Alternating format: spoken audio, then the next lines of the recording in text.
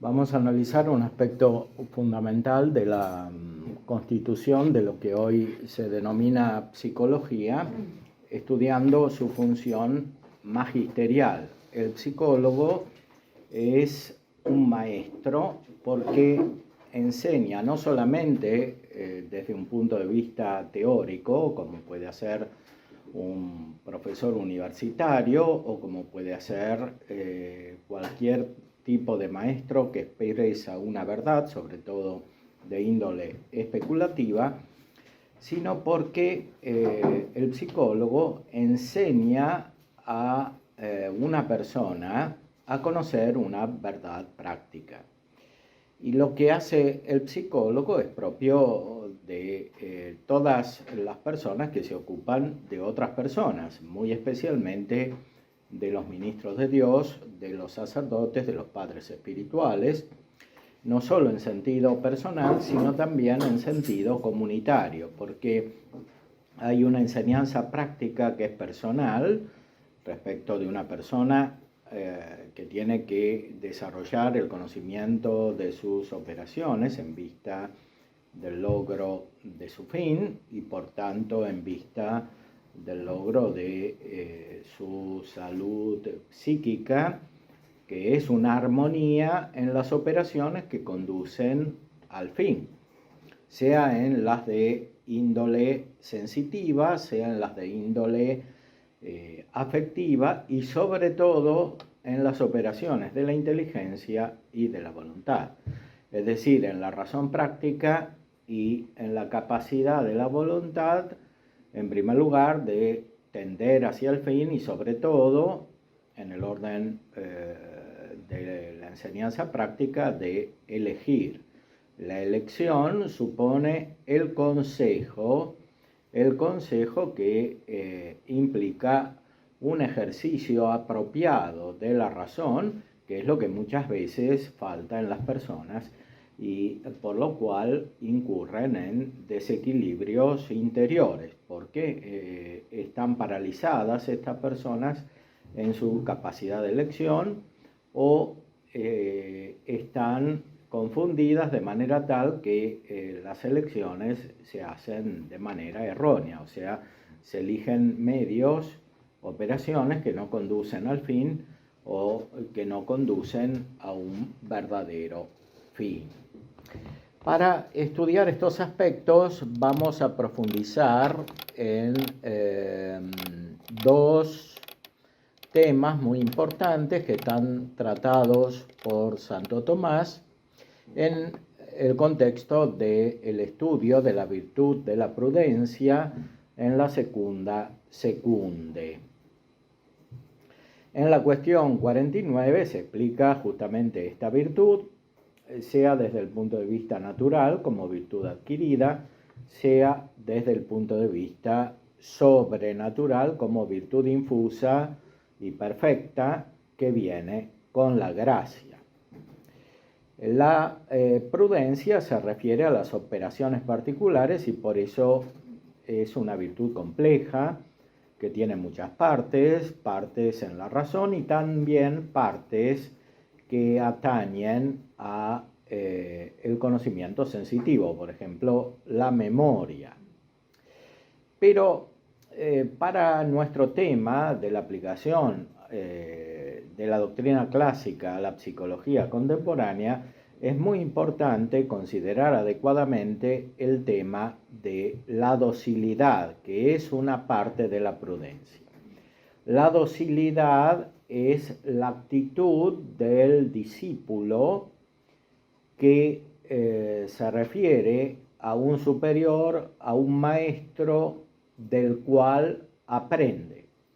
Ahora, ¿cómo expresó Santo Tomás tratando acerca del maestro, ya en sus primeras obras, de Magistro, Cuestiones Disputadas, y también en la misma Suma Teológica? No es propiamente el maestro el que transmite un conocimiento teórico o práctico al discípulo, sino que el maestro es como un instrumento de Dios y de la naturaleza para suscitar en el discípulo las condiciones sensitivas, los conocimientos sensitivos adecuados para conocer una verdad que alcanza por su propia capacidad natural y también por el don de la gracia que tiene. Entonces, la función del maestro es disponer los sentidos del discípulo de manera tal que por sí mismo pueda alcanzar la verdad.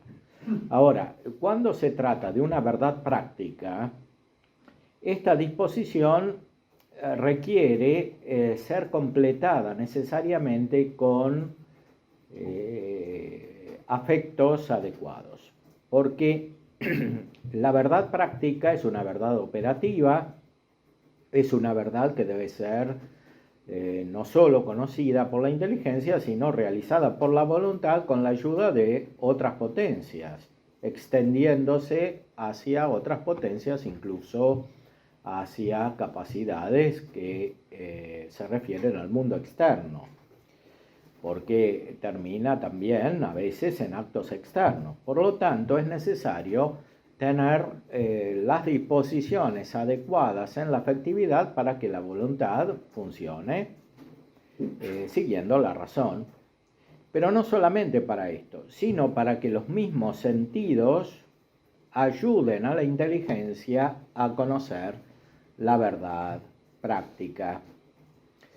Y así como es importante el maestro en el orden especulativo para que el discípulo alcance esta verdad práctica, esta verdad especulativa, también es importante la acción del maestro para que el discípulo alcance el conocimiento de la verdad práctica.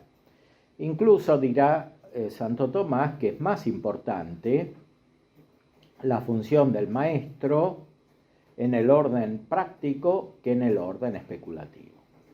Por eso cuando decimos que un psicólogo o un padre espiritual o más ampliamente un padre de familia o la cabeza de una comunidad es un maestro, estamos diciendo que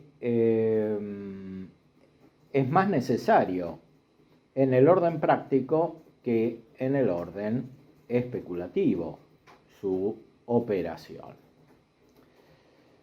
Y por eso, como esto es tan necesario, en el orden sobrenatural encontramos incluso carismas que tienen esta función y que a veces habilitan a una recepción de la acción del Espíritu Santo según el don de consejo que es más amplia que la que se refiere a la propia persona. El Espíritu Santo ilumina a la persona individual para que conozca la verdad operativa, pero a veces puede iluminarla de manera tal que enseñe esta verdad operativa aconsejando también, incluso externamente, a los demás.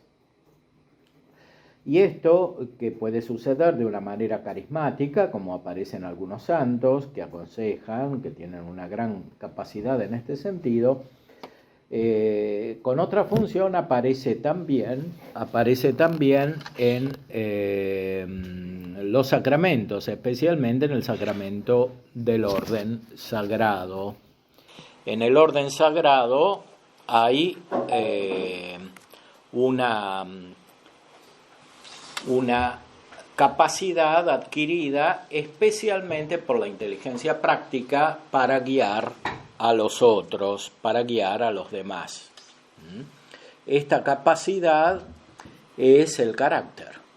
El carácter del sacramento del orden es una gracia especial, parecida en parte a la gracia carismática, pero más estable que la gracia carismática porque no desaparece, según la cual una persona que recibe el sacramento está en condiciones de ejercitar una serie de acciones que derivan principalmente del intelecto y muy especialmente del intelecto práctico.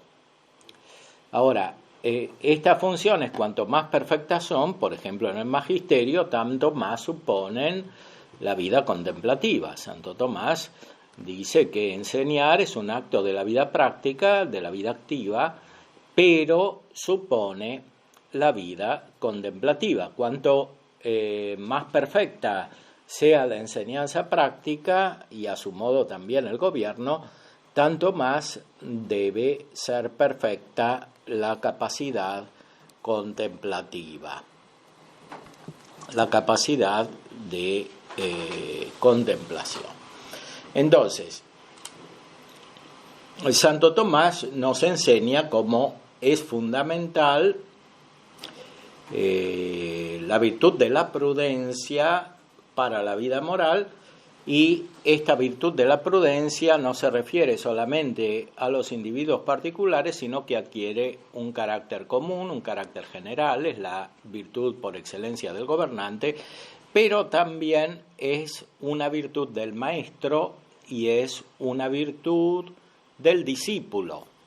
Es una virtud del discípulo. El discípulo necesita esta virtud para recibir adecuadamente las enseñanzas del maestro. Por eso, la docilidad es una parte de la prudencia del discípulo. El que aprende debe tener la disposición adecuada, debe ser prudente. Por supuesto, para ser prudente tiene que encontrar el consejero adecuado, que a su vez debe tener la virtud de la prudencia, como hemos dicho. En la cuestión 49, el artículo 3 se refiere a la docilidad como parte de la prudencia.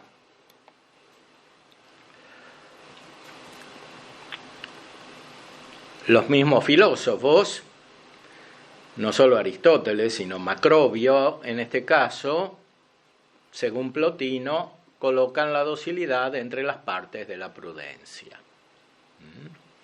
Un filósofo pagano, neoplatónico,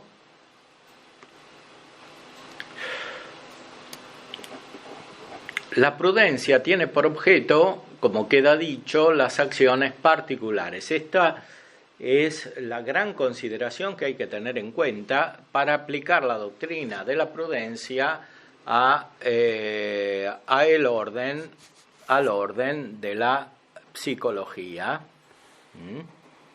Para aplicar la virtud de la prudencia al orden de la psicología. Las acciones particulares que no coinciden con el conocimiento de lo universal.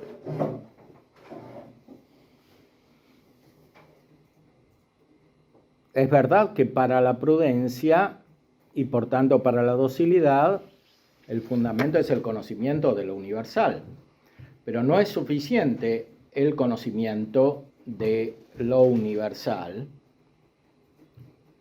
sino que es necesario que haya una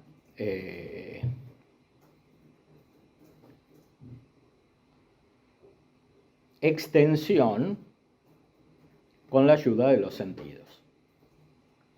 Aristóteles dice que el intelecto especulativo, por extensión, se hace práctico. Dada la diversidad casi infinita de modalidades, no puede un solo hombre considerarlas todas a corto plazo, sino después de mucho tiempo. De ahí que, en materia de prudencia, necesite el hombre de la instrucción de otros, sobre todo de los ancianos, que han logrado ya un juicio equilibrado sobre los fines de las operaciones.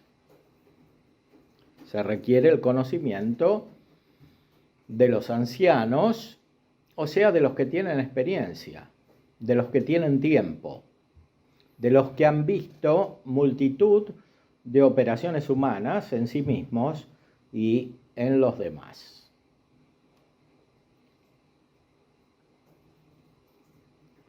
Tener inteligencia teórica no por sí mismo significa tener inteligencia práctica.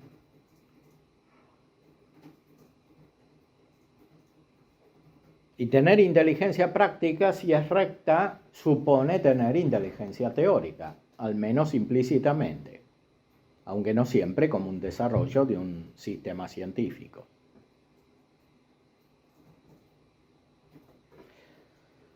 Por eso escribe el filósofo en el 6º libro de la Ética: es conveniente prestar atención no menor que a las verdades demostradas, al juicio y a las opiniones indemostrables de la gente experimentada, a los ancianos, de los ancianos y de los prudentes, pues la experiencia les enseña a estos a penetrar los principios. Es decir, como indicamos, el experimentado, el que tiene experiencia, que es experiencia espiritual, cuando se trata de un conocimiento pleno, pero también experiencia humana, natural, el que es experimentado conoce los principios teóricos con mayor profundidad.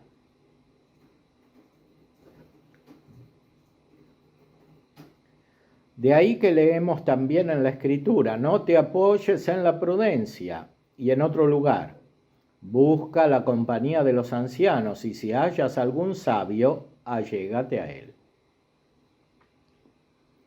Como dice el Eclesiástico. Los ancianos en el Nuevo Testamento son los presbíteros. Ahora, la función de los ancianos no está solamente limitada a los presbíteros, porque los presbíteros, a su vez, en una comunidad cristiana, necesitan la experiencia de muchos otros. Hay una colaboración en el conocimiento experimental de las cosas humanas. Y este es el sentido de la tradición. La tradición está hecha no solamente de conocimientos teóricos, de verdades dogmáticas que declaran los concilios, sino también de conocimientos prácticos referidos a la vida cristiana. Pensemos, por ejemplo, en las tradiciones monásticas, las reglas antiguas, la liturgia, que contienen muchas experiencias prácticas. Por eso no es suficiente el juicio de una persona, aunque sea muy experimentada, dirá después Santo Tomás, sino que es necesario que el juicio de esa persona se conforme al juicio de muchos otros, sobre todo en el orden sobrenatural. En el orden sobrenatural, en el cual hay una comunidad de conocimiento, que es el sentido de la tradición, y en el momento presente del sentido de la fe. El sentido de la fe, sensus fidei, significa justamente esto: no solamente un juicio teórico, especulativo sobre lo que hay que creer, sino también un juicio práctico sobre los modos de acceder y de aplicar operativamente lo que hay que creer.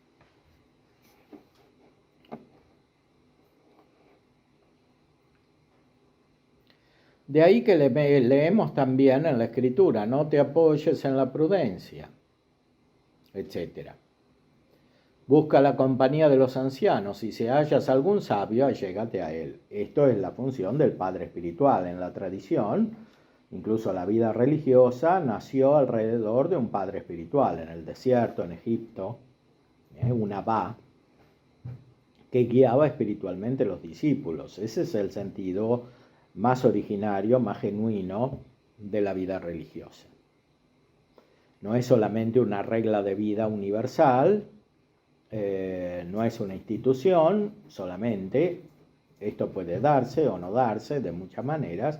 Lo principal es esta relación espiritual de un discípulo respecto del Padre, que teológicamente y espiritualmente reproduce, continúa, participa de la relación entre el Padre y el Hijo en la Santísima Trinidad. Por eso es una relación espiritual. Así como está el Espíritu Santo que une el Padre y el Hijo, así también está en la unión entre el Padre espiritual y los discípulos. Este es el modelo principal de lo que debería ser la acción de un psicólogo. Evidentemente, las operaciones humanas, siendo tan complejas y estando muchas veces la vida práctica de las personas muy lejos del nivel espiritual pleno que estamos describiendo, es necesario que el psicólogo, sin renunciar a esta comprensión espiritual, se adecue prudencialmente a la situación de las personas y encuentre un camino pedagógico para guiar a estas personas en la vida práctica hasta el nivel hacia el cual la lleve principalmente la gracia, su buena disposición y su elección libre. Ahora bien, lo propio de la docilidad es disponer bien al sujeto para recibir la instrucción de otros. Por lo tanto, es de buen sentido considerar la docilidad como parte de la prudencia. Entonces, la prudencia es fundamental en el psicólogo, la prudencia es fundamental en el paciente, así llamado paciente, más bien habría que llamarlo discípulo. Discípulo en el orden práctico, en el orden del aprendizaje de la vida, porque mucha gente no sabe vivir. No sabe vivir quiere decir no sabe operar. Sea en los niveles más espirituales, sea también en los niveles más básicos de la operación humana.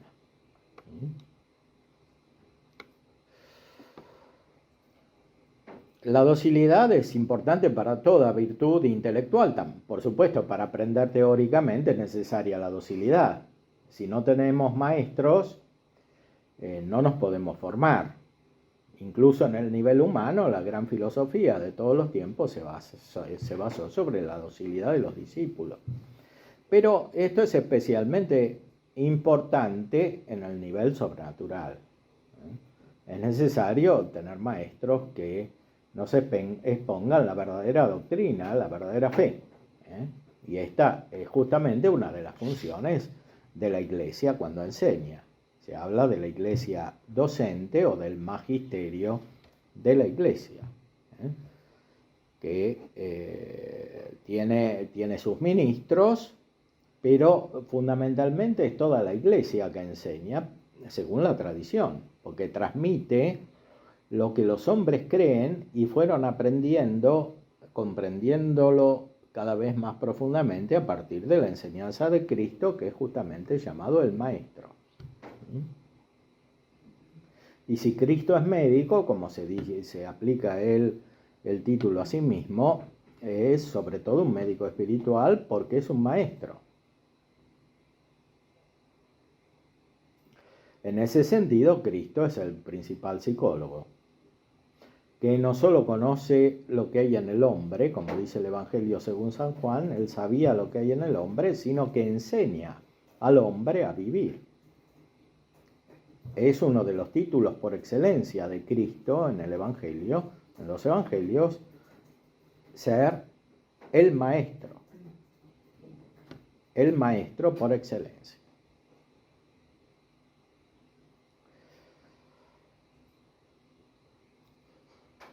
La docilidad, lo mismo que cuanto atañe a la prudencia, es natural como aptitud, pero su completo desarrollo depende mucho del esfuerzo humano.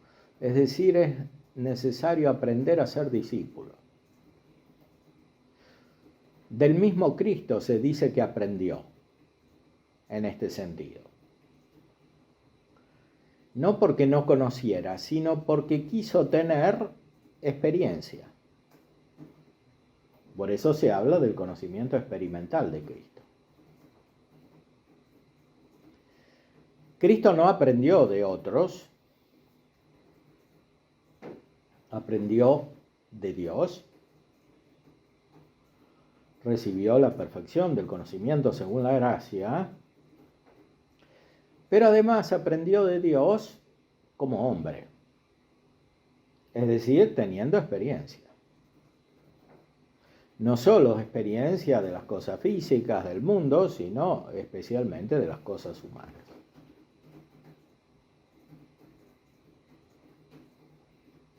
Por eso en la carta a los Hebreos se dice que aprendió a través del sufrimiento la obediencia.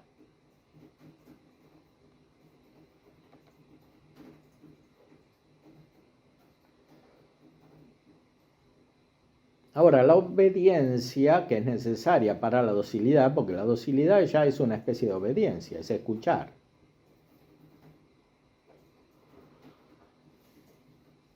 Es difícil.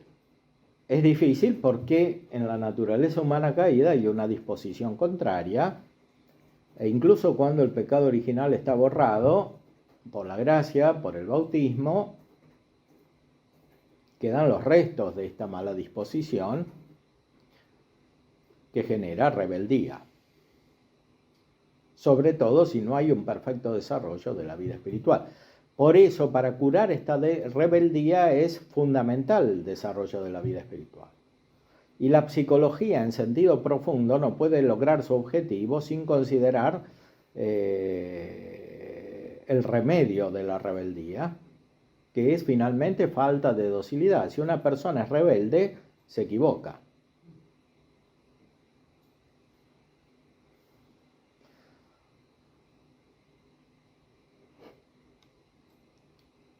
Y para eso hay que esforzarse. Ahora, el esfuerzo humano solo no es suficiente, es necesaria la gracia para que este esfuerzo sea completo.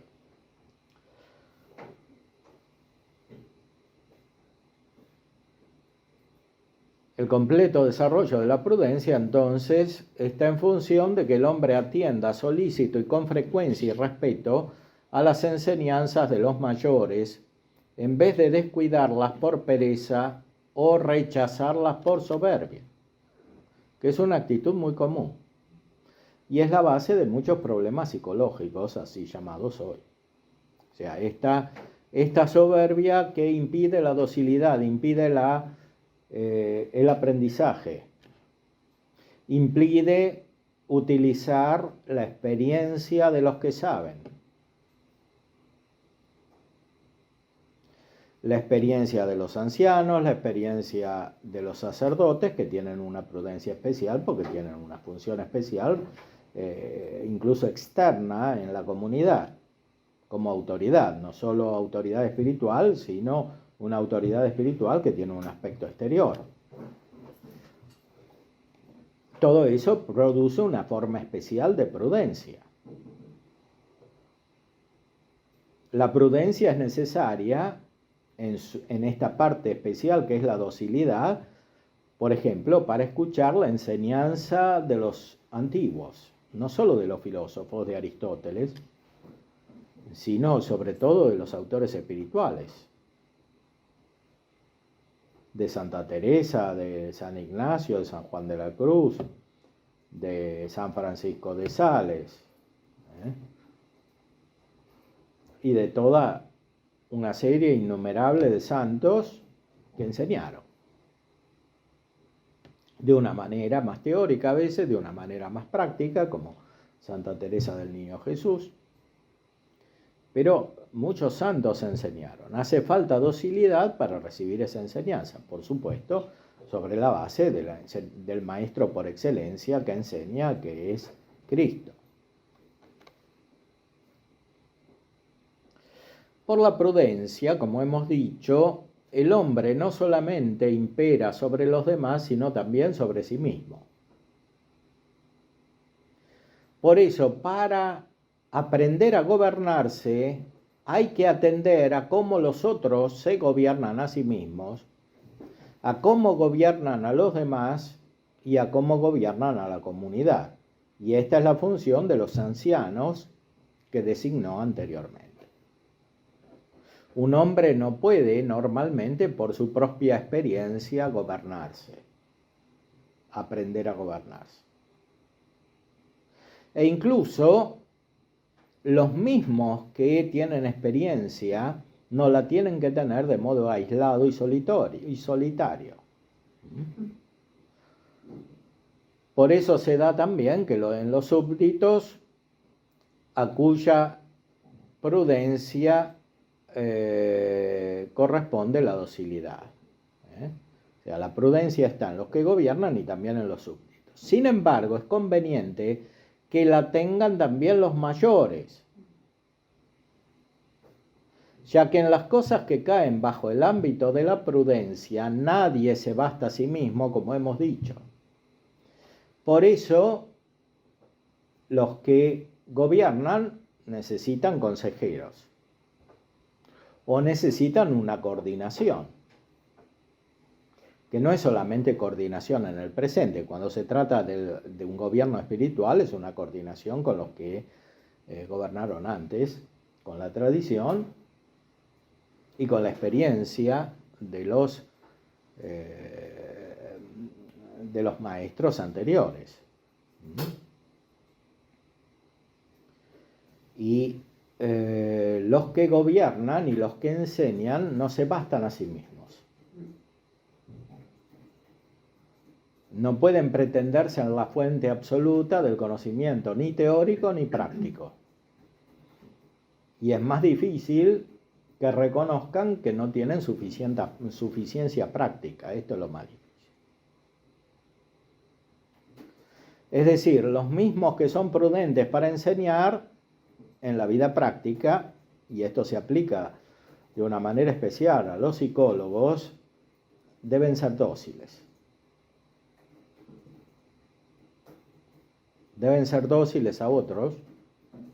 Por ejemplo, un psicólogo debería tener un padre espiritual. No otro psicólogo que diga lo mismo que él y que esté en la misma posición teórica esquemática, sino un padre espiritual. Y debería tener amigos, otros psicólogos que lo aconsejen a partir de su propia experiencia, buscando siempre la verdad, que es verdad teórica, y para la guía de la vida humana también verdad práctica. Digamos algo sobre el don de consejo del Espíritu Santo que perfecciona la prudencia. Porque siendo las operaciones prácticas tan variadas, tan difíciles de conocer,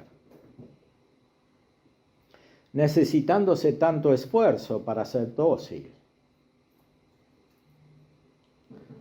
no es suficiente ni siquiera en el orden de la gracia la virtud de la prudencia para ser suficientemente dóciles. Es necesario que actúe el don del Espíritu Santo, del consejo. O sea, que el Espíritu Santo mismo nos mueva a una cierta docilidad. En la cuestión 52 de la segunda sección de la segunda parte, Santo Tomás se refiere al don de consejo.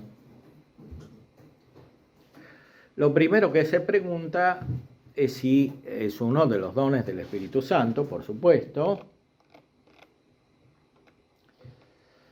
Los dones del Espíritu Santo son disposiciones que hacen al alma apta para ser movida por el Espíritu Santo.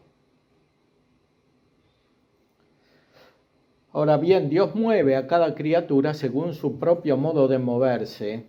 En expresión de San Agustín, en el 8º libro del Tratado acerca del Génesis, al pie de la letra, mueve a la criatura corpórea a través del tiempo y del lugar. A la criatura espiritual, en cambio, a través del tiempo, no del lugar. Pero lo propio de la criatura racional es moverse a la acción a través de la indagación de la razón. Y a esta indagación la llamamos consejo. Es una especie de investigación. Una investigación para concluir lo que hay que operar.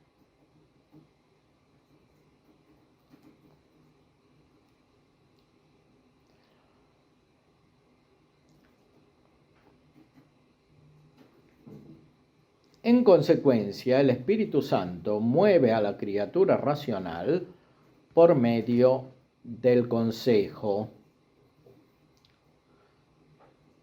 Y por eso está incluido entre los dones del Espíritu Santo.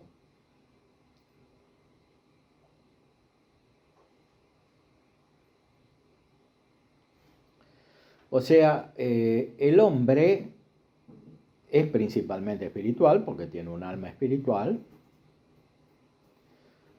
y en eso participa de la condición de los ángeles, pero además tiene una condición corporal.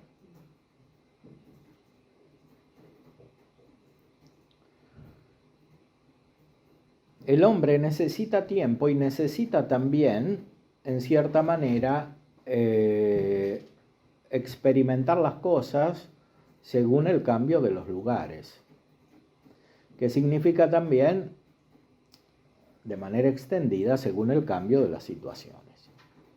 Entonces, la experiencia humana, de la cual se habló anteriormente a propósito de la docilidad, es necesaria para la conducta humana perfecta, pero no puede ser suficientemente adquirida de una manera natural, porque es evidente que hay una limitación en el tiempo y en el lugar, en cada persona, incluso en las comunidades. Por eso es necesario un principio superior, que es el don de consejo del Espíritu Santo.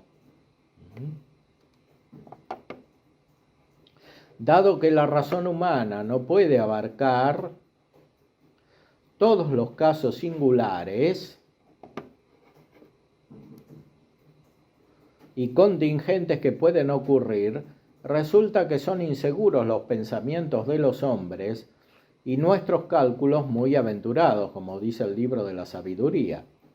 El hombre, pues, en la indagación del consejo necesita ser dirigido por Dios, que comprende todas las cosas. Por eso, no solo cada persona necesita ser movida por el Espíritu Santo para no equivocarse, sino más aún para aconsejar a otros.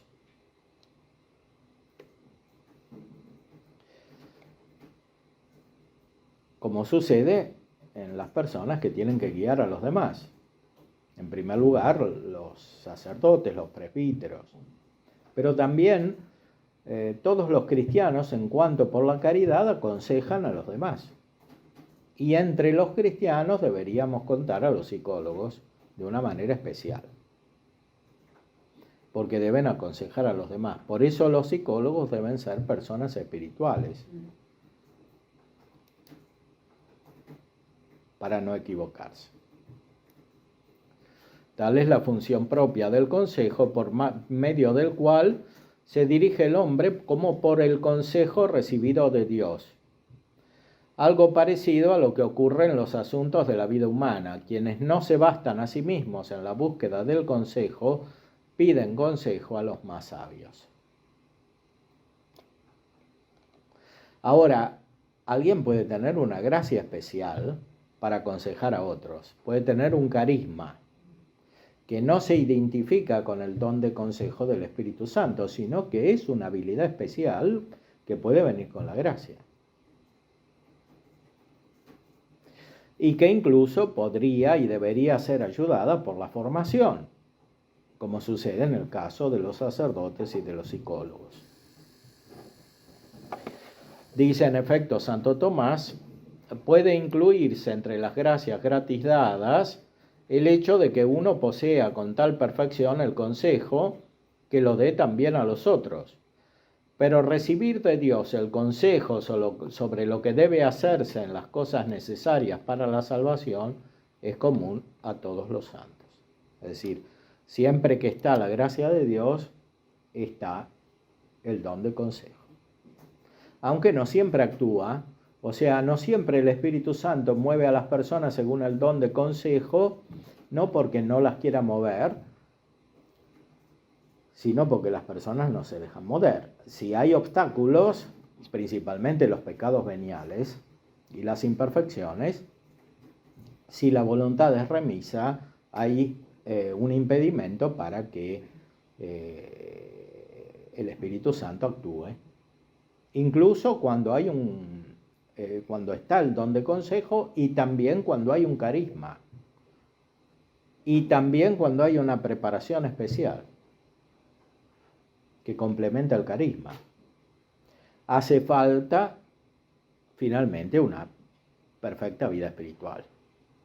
Para no equivocarse en el consejo respecto de sí mismo, para ser verdaderamente prudente, y también para no equivocarse en el consejo respecto de los demás.